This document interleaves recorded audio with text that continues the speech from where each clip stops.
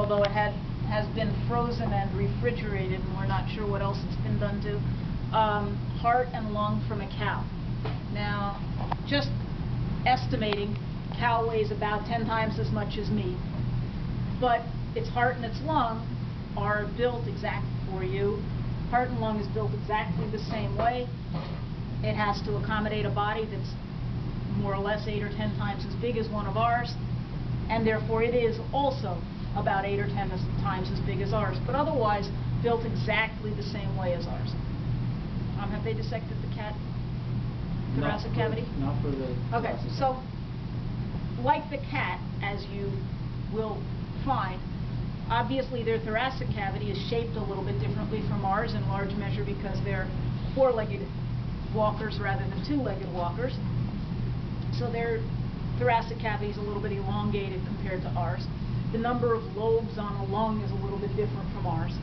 So there are some detailed differences like that, but they're insignificant in terms of the structure and function of the lung. So it's the fact that it's divvied up, that the pipe work is divvied up into a different pattern. The pipe work still works the same way. The heart works exactly the same way. It has all the same pieces and parts as ours, works exactly the same way as ours. It's kind of like the Honey, I Blew Up the Kids. Big kid, big cow, heart here, and lungs. Excuse me.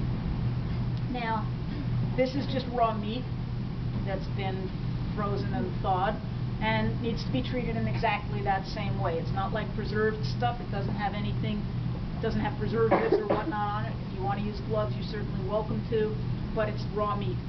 Whether you use gloves or not, soap and water afterwards, just as you would with raw meat.